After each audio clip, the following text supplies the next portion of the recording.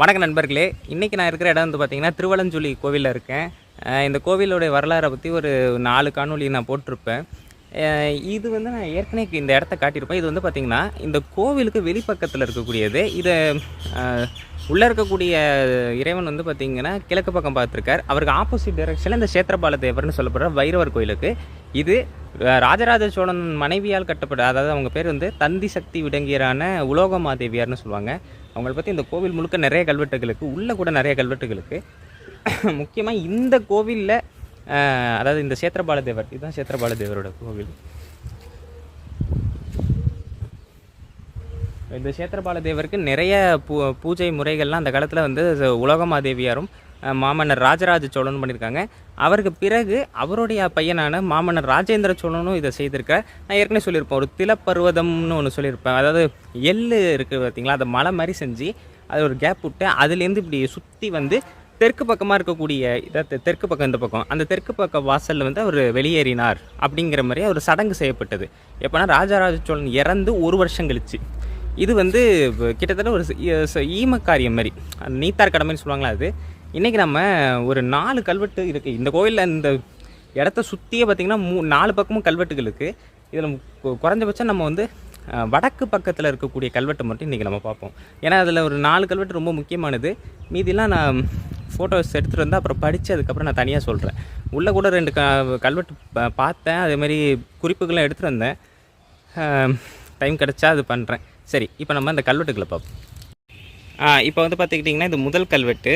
இந்த கல்வெட்டு வந்து பார்த்திங்கன்னா இந்த கோயிலோட இந்த வடக்கு புற சுவரில் இந்த மாதிரி எக்கச்சக்க கல்வெட்டு இருக்குது. அதில் ஒரு முதல் கல்வெட்டை நம்ம இன்றைக்கி பார்ப்போம். சரிங்களா?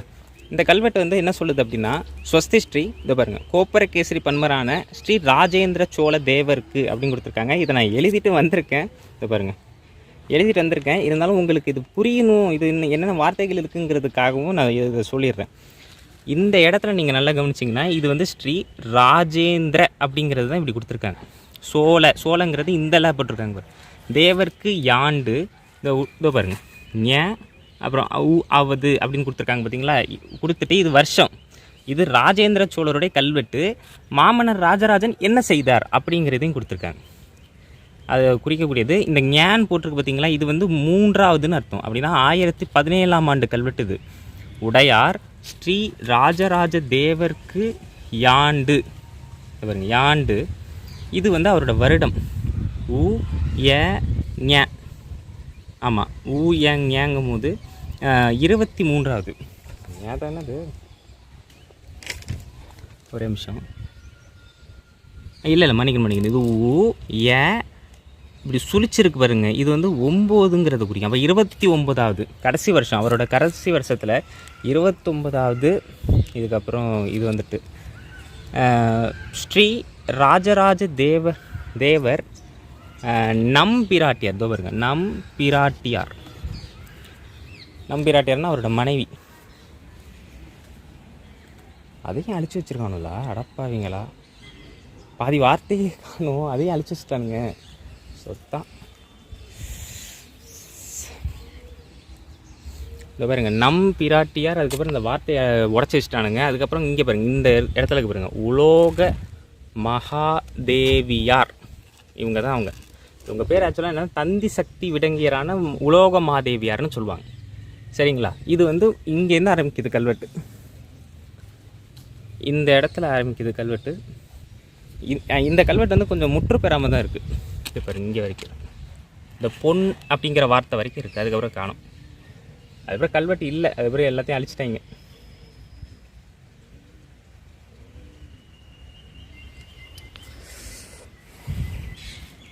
இதில் தான் வந்து ரொம்ப முக்கியமான ஒரு விஷயத்த சொல்கிறாங்க. அது என்ன அப்படின்னா, இந்த வார்த்தையை கொஞ்சம் நல்லா கவனிங்க. இந்த கோவிலில் வந்து இன்னொரு கோவிலை பற்றியும் சொல்கிறாங்க. இதை பாருங்கள், வெம்பாற்றூர் ஸ்ரீ அவனி நாராயண, இது வந்து இப்படி போட்டிருக்கு பார்த்தீங்கன்னா, சதுர் வேதி மங்களத்து திருவிசலூருங்கிறது இங்கேருந்து நீங்கள் திருபுவனம் போகிறீங்க பார்த்தீங்களா, அதில் வந்து ஒரு 3 கிலோமீட்டர் உள்ளே போகணும். திருவிசலூருடைய மகாதேவர் கோயில், அங்கே தான் நம்பிராட்டியார் என்ன செய்கிறாங்க, திலப்பருவதம், இதோ இருக்குது பாருங்கள் அந்த வார்த்தை, அதுக்கப்புறம் நான் படித்து சொல்கிறேன். முதல்ல வார்த்தைகளை நல்லா பார்த்து இல்லை பாருங்க. இது வேறு அடிக்கடி வந்து சொல்லிவிட்டு க்ஷேத்திர பாலதேவருக்கு இங்கே பாருங்க, க்ஷேத்திர பாலதேவருக்கு சாத்தி அருள அப்படின்னு கொடுத்துருக்காங்க. வார்த்தைகள் எல்லாமே பாதி பாதி அழிஞ்சு போயிருக்குங்க. முக்கியமான வார்த்தை இதோ இருக்குது. திருவிசலருடைய மகாதேவருங்கிற வார்த்தை இருக்குது. இப்போதைக்கு அவனி நாராயண சதுர்வேதி மங்கலம்ங்கிறது இருக்குது. இதுதான் கல்வெட்டு. கீழே உள்ள கல்வெட்டு வேறு. எல்லாமே வந்து ராஜேந்திர சோழர் காலத்து கல்வெட்டு தான். அதை நம்ம தனித்தனியாக சொல்லுவோம். இந்த இங்கே ஒரு கல்வெட்டு இருக்குது பார்த்தீங்களா, இதுவும் அவருடைய ராஜராஜ சோழருடைய கல்வெட்டு தான். இல்லைப்பா நல்லது. உயர்கொண்டார் வளநாடுங்கிற பிரிவும் இருக்குது. ரொம்ப முக்கியமான கல்வெட்டுகள் இங்கே நிறையவே இருக்குங்க. சரி, இப்போ அந்த மேலே உள்ள கல்வெட்டுடைய பொருள் என்னங்கிறத படிச்சிடுறேன்.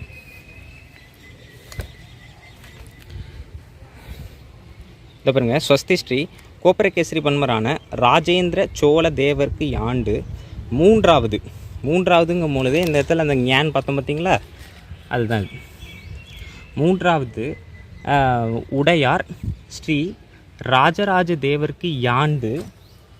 அதுக்கப்புறம் பாருங்க சாம் மாதிரி போட்டிருக்கா. 29வது மாண்டு ஸ்ரீ ராஜராஜ தேவர் நம்பிராட்டியாருங்கிறது யார்? அவரோட மனைவி. அவங்க பேர் என்னென்னா தந்தி சக்தி விடங்கிறான. அதை அழைச்சிட்டானுங்க. அது இல்லவே இல்லை. ஆமாம், அது வந்து அங்கே போயிருக்குங்க. இந்த இடத்துல வர வேண்டியது இந்த தந்தி சக்தி விடங்கிறானங்கிற வார்த்தை வந்து உயர்கொண்ட ராஜேந்திர சிங்க வளநாட்டு மன்னி நாட்டு அப்புறமா தான் அது வரணும். எது அந்த வெம்பாற்றூருங்கிறது அதெல்லாம் அழிச்சிட்டானுங்க. அது எப்படி தான் அந்த கோவிலில் வந்து இந்த கல்வெட்டை சீக்கிரமாக அழிச்சிட்றாங்களோ தெரில. சரி, படித்து மட்டும் காட்டிடுறேன். என்ன சொல்கிறாங்கன்னா, தந்தி சக்தி விடங்கிறான உலோகமாதேவியார். அது மட்டும் இந்த இடத்துல இந்த வரும். உலோக மகாதேவியார் ராஜேந்திர சிம்ம வளநாட்டு, அதுதான் அந்த இடத்துல அழிச்சிட்டானுங்க. ராஜேந்திர சிம்ம வளநாட்டு மன்னி நாடு. இந்த மன்னி நாடுங்கிறது இப்போ இருக்க கும்பகோணத்தை தான் மன்னி நாடுன்னு சொல்கிறாங்க.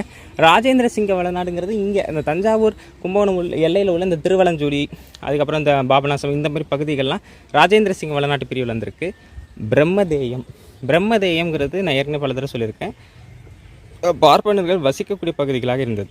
பிரம்மதேயம் இங்கே தான் அடுத்தது சொல்கிறாங்க. இதோ பாருங்கள், வெம்பாற்று இதோ இருக்கு பாருங்கள், எம்னு முடியுது பார்த்தீங்களா. அதுக்கப்புறம் இதை ஃபுல்லாக அழிச்சிட்டானுங்க, உடச்சி வச்சுருக்கானுங்க. பிரம்மதேயம் அவனி நாராயண சதுர்வேதி மங்கலத்து. இதில் நல்லா கவனிச்சிங்கன்னா, இந்த அவனி நாராயணன்கிற பெயர் வந்து பார்த்திங்கன்னா 3ஆம் நந்திவர்மனோட பெயர். சதுர்வேதி மங்கலத்துக்கு அதுவும் வந்து ராஜராஜ சோழன் ராஜேந்திர சோழன் காலத்திலேயே 3ஆம் நந்திவர்மனோட பெயரில் தான் ஒரு சதுர்வேதி மங்கலத்துக்கு பெயரே இருந்திருக்கு. அவனிங்கிறது உலகத்தை ஆண்டு கொண்ட நாராயணன்கிற மாதிரி இதோட அர்த்தம். அவனி நாராயணத்து சதுர்வேதி மங்கலத்து. அந்த பிரிவை சேர்ந்த திருவிசலருடைய மகாதேவர், இப்போ சிவயோகநாதர்னு அந்த கோவில் சொல்லப்படுது. அதனால் மறைவில் இருக்கிறதுனால யாரும் பார்க்குறதில்லப்பா, நல்லது. திருவிசலருடைய மகாதேவர் கோயில் கொடுத்துட்டு அதுக்கப்புறம் தான் நம்பிராட்டியார் அப்படின்னு கொடுத்துருக்காங்க. நம்பிராட்டியார் உலோக மாதேவியார் இங்கே கொடுத்துருக்காங்க பாருங்க. உலோக மகாதேவியார் இரண்ய கர்ப்பம். இதாங்க மெயின். இந்த கோவிலில் முக்கியமான கல்வெட்டில் சொல்லப்படுற மிக முக்கியமான விஷயம் இதுதான். இப்போ பாருங்கள், உலோக மாதேவியார் இரண்ய, அதுக்கப்புறம் அழிச்சிட்டானுங்க. அடப்பாவீங்களா, அதையும் அழிச்சிட்டிங்களாடா சுத்தம். இரண்ய கர்ப்பம். சரிங்க, முதல்ல இந்த இரண்ய கர்ப்பம்னா என்னங்கிறத பார்த்துரும். அதாவது என்ன செஞ்சுருக்காங்கன்னா, ராஜராஜ சோழன் தான் இறக்குறதுக்கு கொஞ்சம் காலத்திற்கு முன்னாடி இந்த இரண்ய கர்ப்பம்ங்கிற ஒரு யாகத்தை வந்து, அது ஒரு சடங்கு மாதிரி கிட்டத்தட்ட, அந்த சடங்கை வந்து என்ன பண்ணியிருக்காரு, திருவேசலூருங்கிற ஊரில் போய் அதை செஞ்சுருக்காரு. இதை நான் ஏற்கனவே அந்த கோவிலில் உள்ள காணொலியிலும் சொல்லியிருப்பேன். இருந்தாலும் கல்வெட்டு ஆதாரத்தோடு சொன்னால் தான் கரெக்டாக இருக்கும். அப்போ என்ன பண்ணியிருக்காங்கன்னா, ஒரு மாடு நுழையிற அளவு உள்ள அந்த கேட் மாதிரி இருக்கும் போல், அதை தான் திலப்பருவதம்னு சொல்லுவாங்க. திலம்னா வந்து எள்ளு. அப்போ இப்போ தங்கத்தால் செய்யப்பட்ட ஒரு பசுமாடு என்ன பண்ணுறாங்க, செஞ்சு அதை வந்து தங்கத்தால் தானே செஞ்சாங்க. அதை எல்லாமே பகுதிக்காக பிரித்து, இந்த தங்கத்தை பிரித்து அதை இந்த கோவிலில் உள்ள பூசாரிகளுக்கு தானமாக கொடுக்கிறார் தந்தி சக்தி விடங்கியரான உலோகமாதேவியார், அதாவது ராஜராஜ சோழனோட மனைவி. இது நடந்து கொஞ்ச காலகட்டத்திலேயே ராஜராஜ சோழன் உயிர் துறக்கிறார். இதுதான் விஷயம். அதுதான் இரணிய கர்ப்பம். அதுக்கப்புறம் வார்த்தையே இல்லை. ஆமாம், அதுக்கப்புறம் அழிச்சு வச்சிட்டானுங்க. சரி, நானே படித்து சொல்லிடுறேன். இரணிய கர்ப்பம் புக்கருளின்னா உள்ள நுழையிற அளவுக்கு. அது பொன்னில்னா தங்கத்தால் செய்யப்பட்டு உயக்கொண்டார் வளநாட்டு, அதாவது இருக்க அதுவும் இல்லை. எல்லாத்தையும் அழிச்சு என்னதாண்டா பண்ண போகிறீங்க? உயக்கொண்டார் வளநாட்டு பாம்பூர் நாட்டுங்கிறது வழக்கம் போல் நான் ஏற்கனவே சொன்னேன். அந்த நாகேஸ்வரம் கோயிலோட இதுதான் இந்த பிரிவும் இருந்திருக்கு. அதுதான் பாம்பூர் நாட்டு. திருக்குடமுக்கில் திருக்கற்றளி. இந்த கோயில் வந்து கருங்கலால் செய்யப்பட்டதுனால திருக்கற்றளி. திருவலஞ்சுழி நம்பிராட்டியார் எலும்பி தருள. இந்த கோவிலை எழுப்புனதே இவங்க தான், உலோகமாதேவியார் தான். அதை தான் இருக்கு. அதாவது வார்த்தைக்கான்னு பார்க்குறேன்.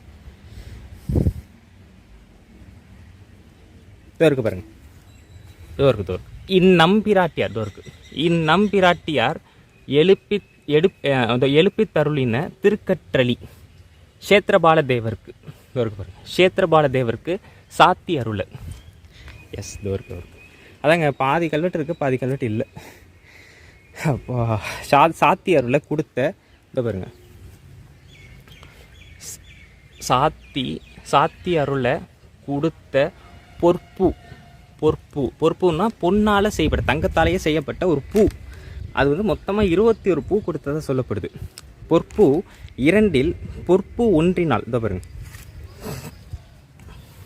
பாருங்க, பொற்பு 2 பொற்பு 1 ஒரு பொற்புவை அந்த நிறைன்னா அந்த எடை இருக்குது பார்த்தீங்களா, அந்த எடையை எந்த கல் மூலமாக அளக்குறாங்கன்னா குடிங்கை கல். இதோ இருக்கு பாருங்க, குடிங்கை கல்லால் நிறை பொன். அதுக்கப்புறம் வார்த்தை, அதுக்கப்புறம் நான் சொல்கிறேன். குடிங்கை கல்லால் நிறை பொன் இரு களஞ்சே முக்காலே மஞ்சாடியும் அருமாவும் பொற்பு 1 மேற்படி கல்லால் நிறை. அதாவது என்ன சொல்ல வராங்கன்னா, நிறைய பேருக்கு இந்த சேத்திரபால தேவர்னு ஒருத்தர் இருக்காருங்கிறதே பார்க்க மாட்டாங்க போல. இதை கொஞ்சம் இந்த மரத்தை கொஞ்சம் எடுத்துகிட்டு இல்லை கேப் விட்டாது இதை காட்டணும். என்னத்த சொல்கிறது? சரிங்க, அது வந்து அந்த ஒரு பொற்புவோடைய வெயிட் என்ன அப்படின்னு பார்த்தீங்கன்னா, இரு களஞ்சு முக்காலே மஞ்சாடியும் அருமாவும் கொடுத்துருக்காங்க ஒரு பொற்புவோடது. முதல்ல இதோட அளவீடு பார்ப்போம். நான் வழக்கம் போல் சொல்கிறது தான், ஒரு களஞ்சுங்கிறது வந்து பார்த்திங்கன்னா 5.4 கிராம். அப்போ 2 களஞ்சுங்கும் போது 10.8 கிராம் சொல்லிவிட்டு முக்காலே மஞ்சாடியும், அப்போ ஒரு மஞ்சாடிங்கிறது 260 மில்லிகிராம். அதையும் சேர்த்துக்கணும். 10.8ஓட ஒரு 260 மில்லிகிராமையும் சேர்த்துக்கணும். அதுக்கு அடுத்து அருமாவும் ஒன்று தெரிஞ்சுக்கோங்க. மாங்கிறது வந்து குழி அளவில் மட்டும் இல்லை, வெயிட்லேயும் சொல்லப்படுது. ஒரு மா அப்படிங்கிறத 780 மில்லிகிராம், அதையும் சேர்த்துக்கோங்க. சரி, அப்போ 6 மாங்கும் போது 780 × 6 அதை போட்டுட்டு அதோட ப்ளஸ் அரை மஞ்சாடி. அப்போ வந்து ஒரு மஞ்சாடிங்கிறது 260, அரை மஞ்சாடினா 130. இதையெல்லாம் சேர்த்து பார்த்து அந்த வெயிட்டு தான் வந்து எவ்வளவு, அந்த ஒரு பொற்புவோடைய அளவீடு. அதுதான் இந்த கோவில் க்ஷேத்திரபால தேவருக்கு உலோகமாதேவியார் கொடுத்துருக்காங்க. இது ஒரு கல்வெட்டு. இன்னொரு கல்வெட்டு ரொம்ப சின்ன கல்வெட்டு தான், ஆனால் அது எங்கே இருக்குன்னு தான் தெரில. இந்த கல்வெட்டு தெளிவாகவே சொல்லிடுறேன். இது கொஞ்சம் பெரிய கல்வெட்டு தான், வரிசையாகவே உள்ள கல்வெட்டு இருக்கும். இங்கே தான் இருக்கும், அதை தேடி கண்டுபிடிக்கிறது தான் பெரிய தலைவலியாக இருக்குது. இன்னொரு கல்வெட்டை நான் முடிஞ்ச வரைக்கும் படித்து பார்த்துட்டு வரேன். ஏன்னா இது சில விஷயங்கள், முக்கியமான தகவலை நமக்கு சொல்லுது.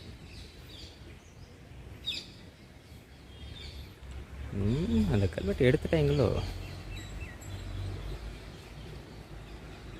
அதோ இருக்குங்க. எஸ், தோ இருக்குது.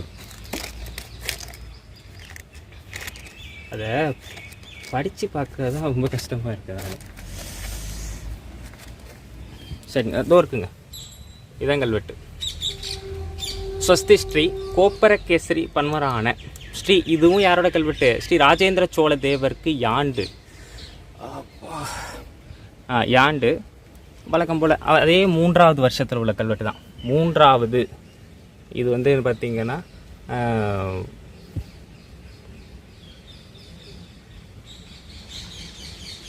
ஆறுறது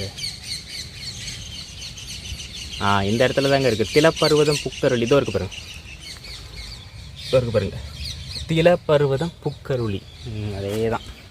இந்த கல்வெட்டை கண்டுபிடிக்கிறதுக்குள்ளே எவ்வளோ பாடுபட வேண்டியதாக இருக்குது. ஓகேங்க. அப்போ இது வந்து பார்த்திங்கன்னா ராஜேந்திர சோழருடைய 3ஆம் ஆட்சியாண்டு கல்வெட்டு. இதை பாருங்க, 3வது ஆண்டு 3வது.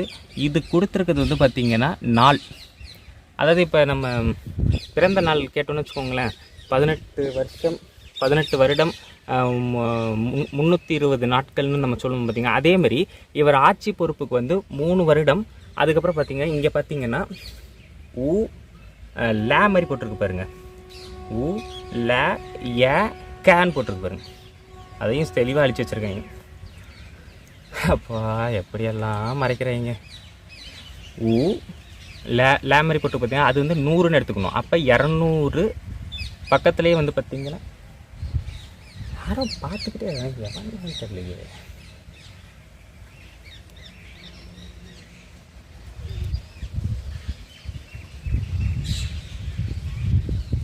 ஆமாம் ஆமாங்க. அதுக்கப்புறம் வந்து பார்த்திங்கன்னா இது வந்து இந்த கல்வெட்டு சொல்லிட்டு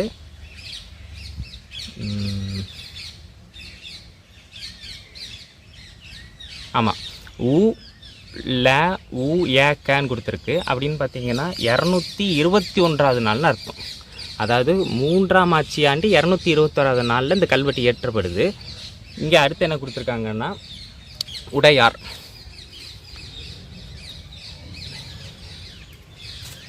உடையார் ஸ்ரீ ராஜேந்திர சோழ தேவருக்கு சொல்லிட்டு யாண்டு, அதாவது ராஜேந்திர சோழ சொல்லிட்டு மறுபடியும் மன்னிக்கணும், ராஜராஜ தேவருக்கு யாண்டு சொல்லிட்டு அதுக்கு அடுத்து தான் திலப்பருவதம் புக்கருளிங்கிற வார்த்தை வருது. திலப்பருவத புக்கருளி அப்படின்னு நான் நன்மையாக சொல்லிக்கிறேன்.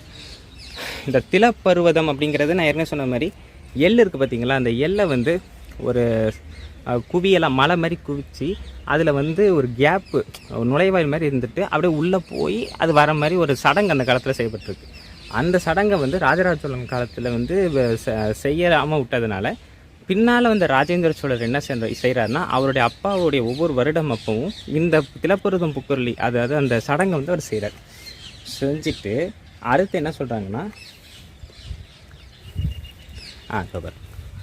இந்த இடத்துல வந்து இப்பிள்ளையார்னா இந்த கோவில் இறைவன் தான். வெள்ளை பிள்ளையார் தான் இந்த கோவில் பேர், அதனால தான் இப்பிள்ளையார். அதுக்கப்புறம் தான் இப்பிள்ளையார் க்ஷேத்திரபால தேவர். அதை அழிச்சிட்டான். அங்கே இருக்கு, சாரி தோற்குங்க, க்ஷேத்திரபால தேவர் அதை அழிச்சிட்டாங்க. க்ஷேத்திரபால தேவரை ஸ்ரீ பாத புஷ்ப மட்டி தொழுதருளின. பாத புஷ்ப அப்படின்னா பாதத்தில் அந்த புஷ்பம் வைக்கிறாங்களே, அந்த பூ மாதிரி வைக்கிறோம்ல, அது வைத்து வணங்குறதுக்கு பொற்பூனா தங்கத்தால் செய்யப்பட்ட பூ. எவ்வளவு? 12 நாள். எவ்வளோ கொடுக்குறாங்க? 12 நாள் பொன் 20 எவ்வளோ தங்கத்தோடைய இதுன்னா 20 கலஞ்சே நாளும். இங்கே பாருங்க, 20 கலஞ்சே நாளும் கொடுத்துட்டு ஏன்னு கொடுத்துருக்காங்க பாருங்க. அதாவது இப்போ நம்ம முன்னாடி பார்த்தது வந்து பார்த்திங்கன்னா 221ஆம் நாள். இதை பாருங்க, ஏ அப்படிங்கிறது என்னென்னா 267ஆம் நாள். முன்னாடி சொன்னது என்னது? 221ஆம் நாளில் அந்த திலப்பருவதம் புக்கருளி செஞ்சுருக்காங்க. 267ஆம் நாளில் தான் இந்த தானம் கொடுக்கப்படுது. அந்த தானத்தை யார் கொடுக்குறாங்க அப்படின்னா வேறு யாரும் இல்லை, நம்பிராட்டியார் வானவன் மாதேவியார் அவங்க தான் இதை கொடுக்குறாங்க. தன்னுடைய மாமனாருக்காக கொடுக்குறாங்க. நம்பிராட்டியார் வனவன்கிற மாதிரி இருக்குது, இது வானவன் மாதேவியார். வானவன் மாதேவியார் அவங்க என்ன பண்ணுறாங்க, ஒரு பொறுப்பு கொடுக்கறதுக்கு முக்காலே 4. சரி, முதல்ல அந்த 2 கலஞ்சே மன்னிக்கணும் 24 களஞ்சே 4ன்னு ஒன்று போட்டிருந்தாங்க பார்த்தீங்களா. அது என்னென்னா 24 × 5.4 கிராம். அது வந்து 12 பூ வந்து அந்த திலப்பருவதம் புக்கர்லிங்கிற சடங்கு நடக்கும் போது கொடுக்குறாங்க. யார்? ராஜேந்திர சோழன் அவங்களோட மனைவியர்கள்லாம். ஆனால் இந்த 267ஆம் நாளில் நடக்கக்கூடிய அந்த இதுக்கு வந்து பார்த்திங்கன்னா இவரோட மனைவியான வானவன் மாதேவியார் வந்து பார்த்திங்கன்னா முக்காலே 4, அது கூட வார்த்தை இல்லை பாருங்க, அது கூட வார்த்தை இல்லை, முக்காலே 4. ஸோ இது ரெண்டுமே வந்து பார்த்திங்கன்னா பக்கத்து கல்வெட்டு. இது வந்து இதோட முற்று பெறலை. இதுக்கப்புறம் கீழே இருந்திருக்கு வார்த்தைகள், அதெல்லாம் இன்றைக்கி அழிஞ்சிருச்சு. கோவிலுக்கு வந்தீங்கன்னா இதை பாருங்கள். இந்த 2 கல்வெட்டு ரொம்ப முக்கியமானது. அதற்கு அடுத்த கல்வெட்டு தோருக்கு. இதுவும் ஒரே கல்வெட்டு தான், ஒரே செய்தி சொல்லுது. இந்த கல்வெட்டு ரொம்ப முக்கியமான செய்திகள் நிறைய சொல்லுது. அதை நம்ம அடுத்த பதிவில் பார்ப்போம். இது முதல் பதிவாக இருக்கட்டும்.